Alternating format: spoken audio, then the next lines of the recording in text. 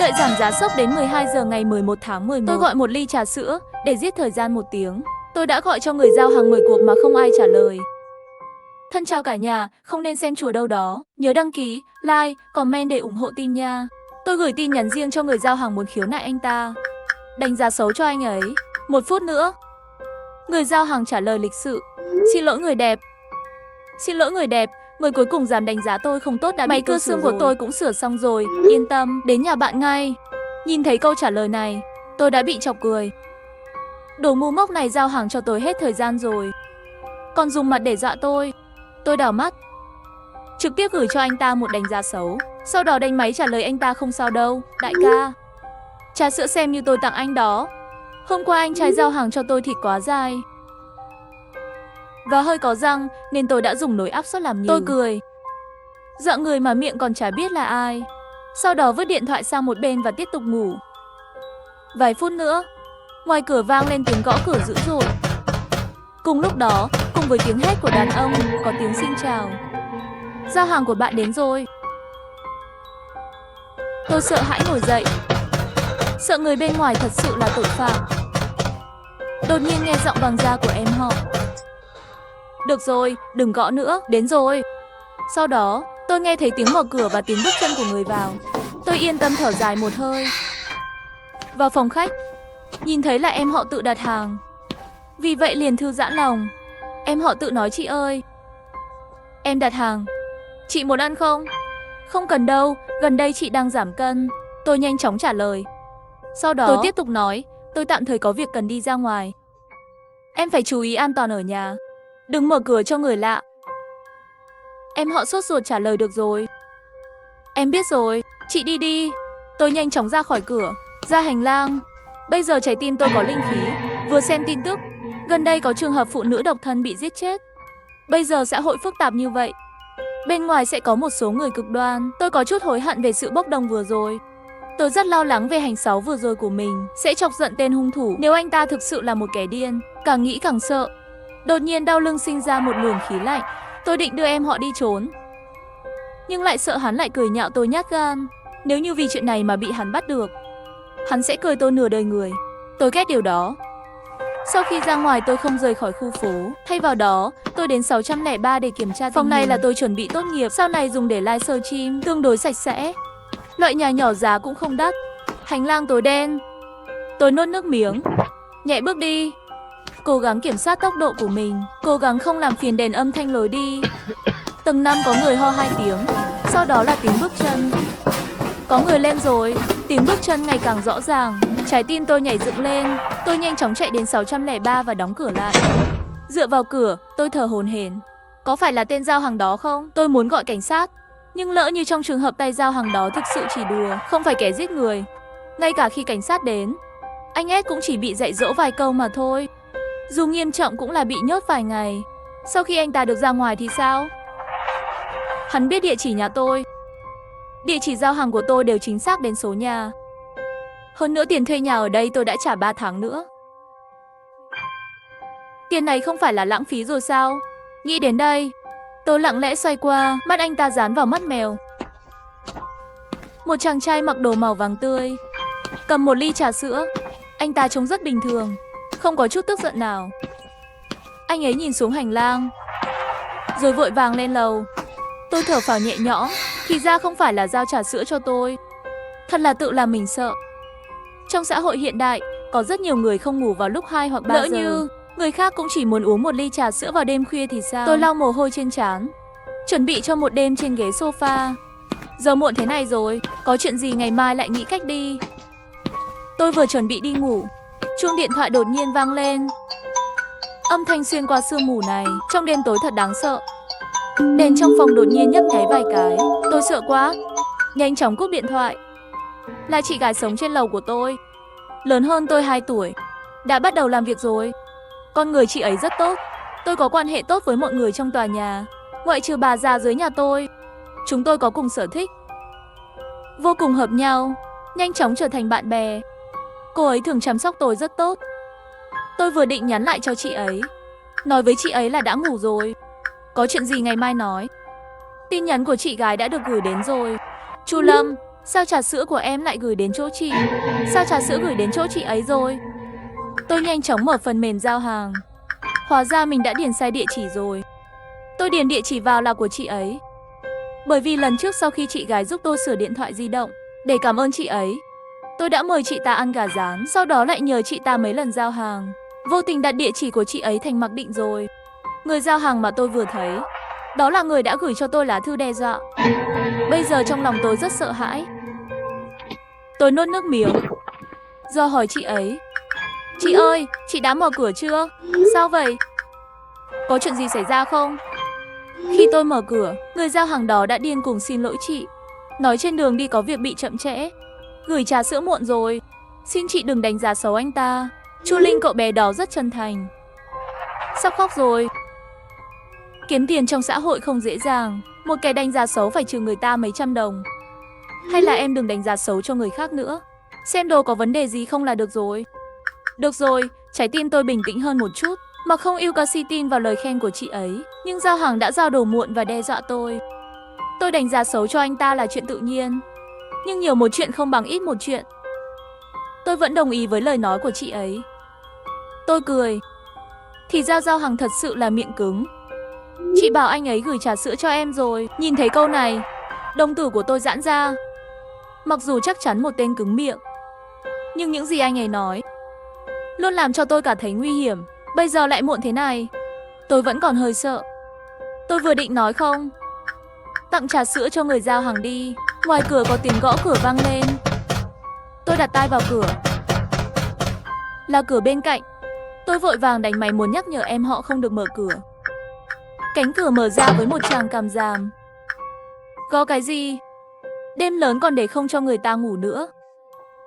Giọng nói của em họ tôi rất to, đầy tức giận. Xin lỗi, thật sự xin lỗi. Tôi đến để giao hàng. Thời gian chờ lâu như vậy, thật là không lịch sự. Giao hàng gì? Trà sữa của cô Chu. Chị gái tôi, thôi đi, đưa cho tôi đi. Anh nhìn vào trong xem cái gì, cũng làm bẩn hết chỗ tôi rồi. Không quen nhất chính là những người nói giọng như anh, làm khó người khác, nghe đã thấy phiền. Trái tim tôi nặng nề. Em họ tôi luôn nói chuyện thoải mái. Tôi lo lắng cô ấy chê khẩu ngữ của sẽ chọc giận tên giao hàng. Nếu em ấy xảy ra vấn đề gì, tôi phải chịu trách nhiệm. Tôi chỉ có thể tiếp tục im lặng. Nhìn ra từ mắt mèo, tên giao hàng đó quay lưng lại với tôi dưới ánh đèn mờ. Quần áo của hắn bẩn lắm, có mấy vết bẩn màu vàng cam. Nhìn như vậy rất khó, tôi vừa muốn xem kỹ. Tên giao hàng quay đầu lại. Trong mắt mèo, khuôn mặt hắn biến dạng. Ngay cả độ cong của khóe miệng cũng kỳ lạ mấy phần. Môi rôn, như đang cố gắng kiên nhẫn cười. Đôi mắt đỏ ngầu nhìn thẳng vào tôi, giống như có thể nhìn thấy tôi qua cửa. Bên trong cửa, tôi sợ đến mức suýt hét lên. Tôi nhanh chóng che miệng lại, ngồi trước cửa, nhịp tim yếu. Không sao đâu, hắn không biết tôi ở đây. Tôi tự an ủi mình. Ngoài cửa lâu rồi không có tiếng nói gì. Tên giao hàng này không phải là đã sớm xử xong rồi đó chứ. Gửi đến rồi thì anh đi đi. Giọng nói của em họ lại vang lên. Cửa bị đóng mạnh. Cầu thang lại yên tĩnh. Đèn hành lang tối hoàn toàn. Từ mắt mèo nhìn ra cũng chỉ có thể nhìn thấy một mảnh tối đen. Kết thúc chưa? Tên giao hàng đó đi rồi. Trái tim tôi vẫn chưa hoàn toàn buông bỏ. Dù sao cũng không nghe thấy tiếng xuống lầu, có nghĩa là tên giao hàng vẫn còn ở hành lang. Tôi thăm dò lại, nhìn vào mắt mèo. Không có ai trên hành lang.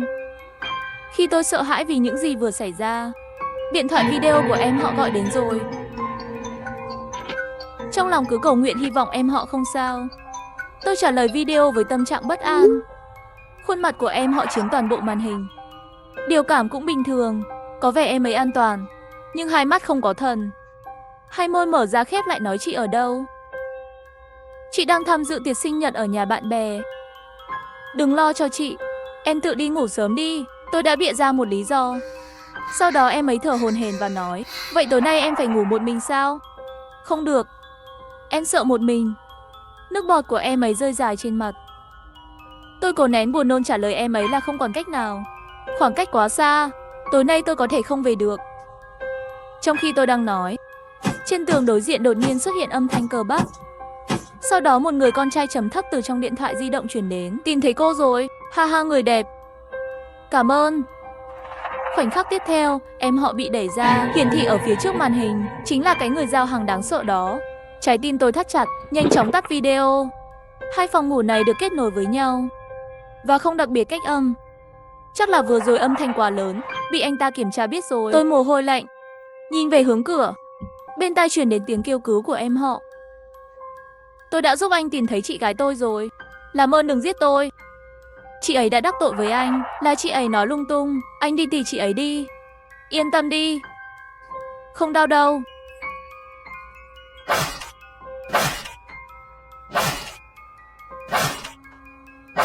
Sau một tiếng hét, trong tiểu khu lại yên tĩnh. Sau đó giọng nói của người đàn ông lại vang lên. Ha ha ha, tôi biết cô đang ở đâu rồi. Yên tâm, tôi sẽ đến tìm cô ngay. Trà sữa hết thời gian lâu như vậy. Thật xin lỗi. Tôi phản ứng ngay lập tức. Hai phòng kết nối tường phòng chịu tải tường. Công cụ đó rất khó phá vỡ. Dễ dàng phá vỡ chỉ có cửa lớn thôi. Vậy, lập tức đẩy tất cả đồ đạc trong nhà đến cửa chính. Cố gắng trì hoãn thời gian hắn phá cửa. Tôi cảm thấy toàn thân máu đã đông lại. Hắn là một tên điên. Thật sự có người đến rồi. Tôi gần như không thở được. Răng bắt đầu run. Sau khi làm xong mọi thứ, tôi sẽ gọi cảnh sát ngay. Và hét lên bên ngoài bức tường. Tôi đã gọi cảnh sát rồi. Cảnh sát đang đến. Mày không muốn bị bắt thì chạy đi. Tôi muốn xua đuổi tên tội phạm bằng cách này. Không ngờ bên kia lại không hề động lòng. Khi tiếng bước chân đến gần hơn, ngoài cửa có tiếng động khó chịu. Trước đây không phải vẫn tự mãn lắm sao? Sao vậy? Bây giờ ngay cả cửa cũng không dám mở nữa. Ngay khi tôi cảm thấy cánh cửa đã bị đập vỡ, tiếng gõ cửa từ từ dừng lại. Dần dần tất cả âm thanh đều biến mất. Đêm lại yên tĩnh. Tôi cẩn thận di chuyển đồ đạc chắn cửa ra. Sau đó từ từ tiến tới gần cửa. Tôi có đủ can đảm để đầu lại trước mắt mèo. Mắt mèo tối đen, không thấy gì cả. Tôi tự nghĩ, chẳng lẽ mắt mèo cũng bị hỏng rồi sao? Tôi cố gắng chớp mắt. Đột nhiên toàn thân tôi tê liệt. Tôi đột nhiên phản ứng lại.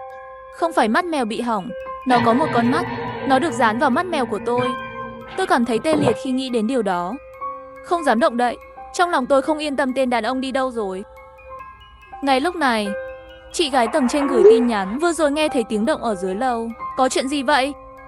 Tôi lập tức trả lời là có người ra hàng xâm phạm. Ghét hại em họ em, còn muốn giết cả em. Bây giờ hắn không biết chạy đi đâu. Chị ơi, chị cũng phải chú ý an toàn. Chị gái trả lời, Chê Chê sẽ gọi cảnh sát. Em bị theo dõi, phải chú ý an toàn. Tôi nhìn quanh. Vì là phòng mới thuê, không có vũ khí nào có thể sử dụng được ngoại trừ đồ đạc. Nếu do người giao hàng cho vào thì không thể chống cự được. Tôi cảnh giác nhìn bốn phía. Đột nhiên cửa lại vang lên. Ngay sau đó còn có tiếng phá cửa truyền đến. Nghe thấy âm thanh này, tôi sắp điên rồi. Âm thanh của cánh cửa thật điên rồ và hài hước, cùng với một nụ cười kỳ lạ. Quả thực là quỷ dữ từ địa ngục bò ra. Bây giờ tôi vô cùng hối hận. Tại sao bạn lại đi trêu chọc tên giao hàng đó chứ? Đừng bao giờ hối hận vì muốn bớt gặp rắc rối. Tiếng cưa cửa vang lên. Nên để anh ta đặt đồ ở khu vực bảo an tầng dưới. Bởi vì chuyện này trực tiếp dẫn đến Vic em họ của tôi bị giết. Tính mạng bản thân gặp nguy hiểm. Mặt tôi trắng bệch, ngạc nhiên và sợ hãi, lùi lại vài bước, tránh xa cánh cửa đó ra, trốn trên ban công. Tôi không ngừng nhìn điện thoại. Vừa rồi cảnh sát nói nửa tiếng là có thể đến. Mới được 10 phút. Hy vọng thời gian trôi qua thật nhanh. Thời gian bây giờ lại trôi qua vô cùng chậm. Mỗi phút mỗi giây đều là khổ sở. Tôi ngồi trên mặt đất, thở hổn hển. Lúc này điện thoại di động lại truyền đến tin tức của chị gái trên lầu. Chị tìm thấy một sợi dây. Em thử leo lên theo máy điều hòa không khí. Giây tiếp theo, một sợi dây bị ném xuống. Nước mắt tôi trào ra. Đứng dậy và đi qua. Ngay khi tôi siêu bị theo sợi dây trèo lên, đột nhiên nhìn thấy cô gái 702 nghiêng đầu ra ngoài. Mặt cô ấy căng thẳng, sợ hãi chỉ vào 703. Sau đó cô ấy lại lấy điện thoại ra, lắc mạnh vào tôi. Tôi hiểu ý cô ấy. Nhanh chóng buông dây thừng ra. Mở tin nhắn được gửi đến điện thoại di động. Trên điện thoại, cô gái 702 đã gửi cho tôi vài tin nhắn. Đừng lên đó, 703 đã bị tên đó giết rồi. Bây giờ trên đó là tội phạm giao hàng. Con để dây thừng cho bạn, vì muốn dẫn cậu lên đó. Nếu thực sự như cô ấy nói. Có phải bây giờ bên ngoài cửa nhà tôi không có tên tội phạm nữa không? Vậy tôi có thể nhân cơ hội trốn thoát. Nghĩ tới đây, tôi nhanh chóng quay lại trước cửa. Tôi nhìn qua mắt mèo. Bên ngoài trống rỗng. Thật sự không có ai cả. Nhưng tôi vẫn không dám trốn thoát. Nếu phạm nhân chỉ trốn ở góc chết của mắt mèo, nhưng tôi mạo hiểm ra ngoài sẽ bị giết chết. Khi tôi do dự, 702 lại gửi tin nhắn. Đây là khu phố mới, mỗi tòa nhà đều cách xa nhau. Nhà chúng tôi tổng cộng cũng có 4 hộ. Tôi vừa xuống đó, khóa hành lang bị khóa rồi, không có chìa khóa thì không ai mở được. Trước khi bạn bị tên tội phạm người theo dõi, 703 đã bị giết rồi. Tôi đã tận mắt nhìn thấy điều đó. Lúc đó người giao hàng vào nhà là chém bừa bãi. Tôi suy nghĩ cẩn thận. 702 nói có lý. Trước đây khi nhìn thấy tội phạm, tôi thấy người anh ta dính máu. Vết máu rất có thể đã có từ lâu rồi. Điện thoại của chị ấy có lẽ đã bị người giao hàng lấy rồi. Những tin nhắn đó đều là anh ta giả chị gái lầu trên gửi cho tôi. Nhất định người đầu tiên mà người phạm tội tìm kiếm chính là cô ấy. Chị gái và tên phạm tội lại không biết nhau. Dựa theo mức độ cá nhân phạm tội của tên đó, hắn không có lý do gì để tha cho chị gái. Bây giờ tòa nhà này ngoại trừ 702 của tôi, chỉ còn lại bà già dưới lầu. Bà già chắc đã ngủ từ lâu rồi. Trong khi tôi đang lên kế hoạch trốn thoát, 702 lại gửi tin nhắn. Bạn đã bị bọn buôn người theo dõi rồi. Bên này tôi có thang, bạn có thể leo lên bên tôi. Miễn là cô không bị lộ, sẽ không có nguy hiểm. Sau đó chúng ta cùng nhau trốn thoát. Cô có chìa khóa của tòa nhà này. Tôi rất kích động, nhưng tôi nghĩ về nó. Quan hệ của tôi với 702 không tốt.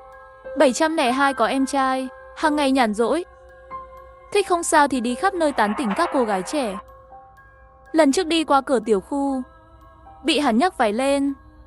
Sống chết còn cãi nhau với 702 một trận. Bởi vì lúc đó em trai cậu ta bị đưa đến bệnh viện tâm thần. Có lẽ cô ấy vẫn còn hận tôi. Giờ làm sao có thể cứu tôi? Cô ta rõ ràng không bị theo dõi, tại sao lại chạy trốn cùng tôi? Và làm sao cô ta biết tôi có chìa khóa dự phòng? Hắn đã theo dõi tôi lâu rồi. Cô ấy như nhìn thấy mối quan tâm của tôi, gửi tin nhắn. Tên tội phạm đó thật khủng khiếp. Ở lại đây sớm muộn gì cũng sẽ bị giết. Tốt hơn là trốn thoát càng nhanh. Mặc dù tôi rất cảm động, nhưng nghĩ về chuyện trước kia, cô ấy có thể đợi sau khi tôi leo lên thang, ném thang xuống. Khi tôi suy nghĩ, chị gái gửi tin nhắn linh linh. Người giao hàng vừa lên tầng 4, em có thể tìm cơ hội để trốn thoát. Tôi hơi do dự, đến cửa gọi điện thoại cho chị Tuyết. Mặc dù chỉ có một khoảnh khắc, tôi nghe thấy tiếng chuông điện thoại của chị Tuyết vang lên ngoài cửa. Mặc dù tắt rất nhanh, nhưng tôi nghe rõ lắm. Một lúc sau ngoài cửa truyền đến giọng nói của một người đàn ông.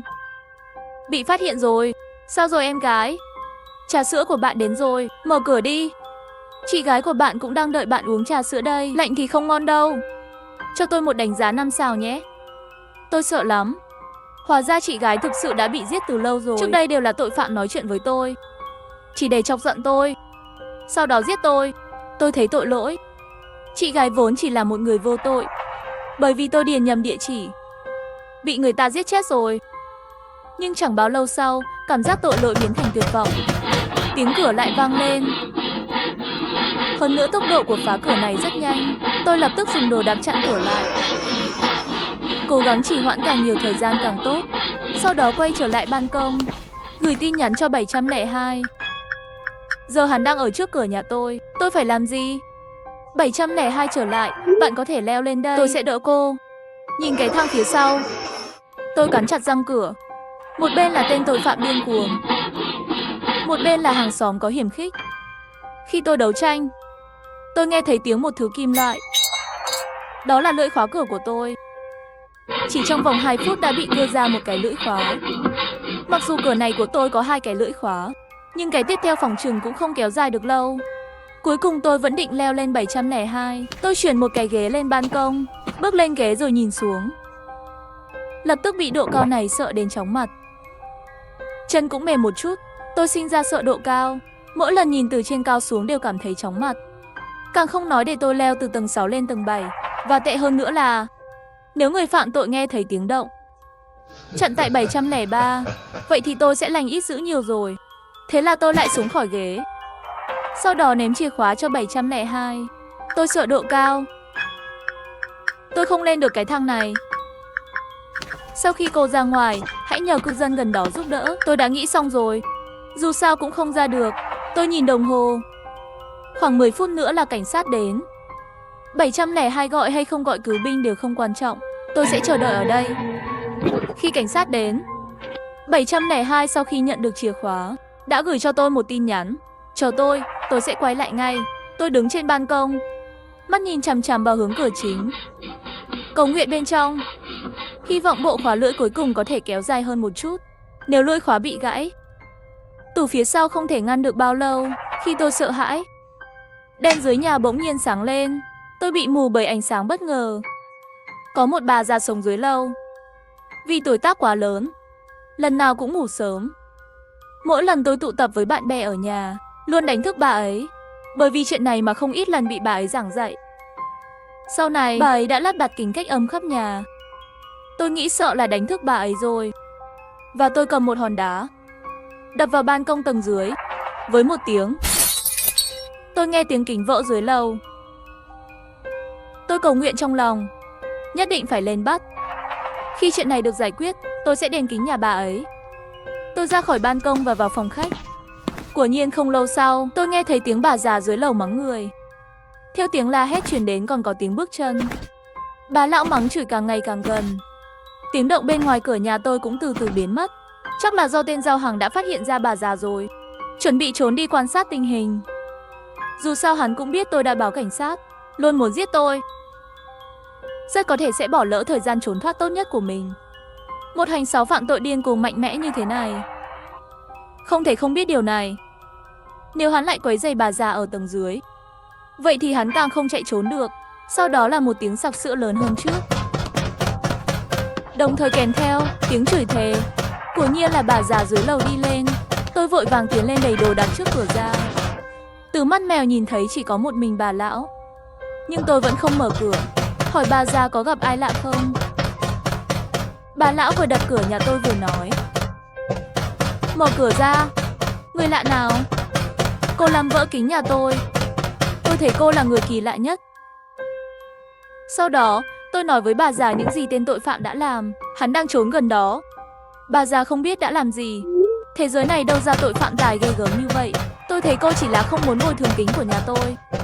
Mở cửa đi. Tôi vốn muốn bà ấy nhìn sang phòng bên cạnh mà coi, nhưng lại sợ làm bà ấy sợ nên không nói. Đồng thời để ngăn chặn tên tội phạm lẩn ra bên cạnh trốn tránh, tôi cũng không mở cửa, cho đến khi nghe thấy tiếng xe cảnh sát cách đó không xa. Tin rằng sẽ không dám giết người trước mặt cảnh sát. Thế là ngoan ngoãn mở cửa và cùng bà lão xuống lầu. Tôi không dám đi thang máy. Đi xuống cầu thang, tôi nắm chặt tay bà già, nghĩ nếu gặp được tên tội phạm nguy hiểm đó, tôi liền trực tiếp đẩy bà già lên người anh ta. Nhưng mọi thứ đều là tôi nghĩ quá nhiều. Cho đến khi gặp cảnh sát, không bao giờ gặp lại tên tội phạm nguy hiểm đó nữa. Cảnh sát đã đưa tôi đến đồn cảnh sát, giải thích ngắn gọn cho tôi những gì đã xảy ra hôm nay. Em trai của 702 lên ra khỏi bệnh viện tâm thần. Hơn nữa mấy ngày trước gần đây cũng có xảy ra vụ án giết người. Chuyện này 702 cũng biết. Có lẽ cô ta nghĩ đây không phải là chuyện tốt, cho nên không nói với các người. Chúng tôi nghĩ bệnh nhân tâm thần sẽ không đi xa nhà. Vì vậy, cảnh sát đã được bố trí xung quanh để tìm kiếm. Không ngờ thật sự là hắn phạm tội. Đáng tiếc lần này không chỉ lại để hắn chạy, còn phát sinh thêm án mạng.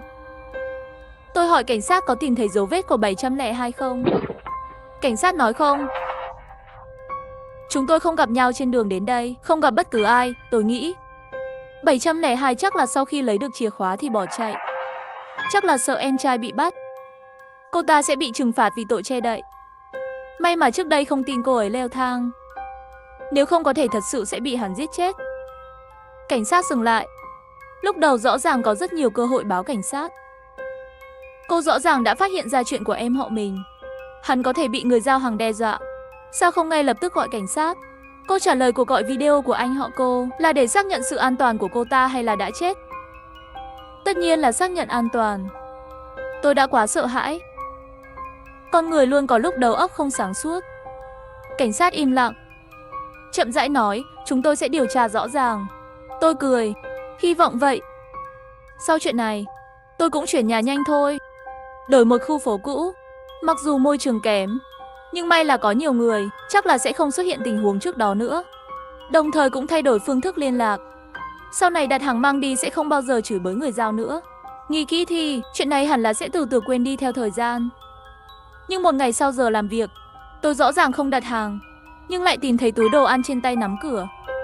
Bên trong là một tách trà sữa, có ghi chú trên danh sách.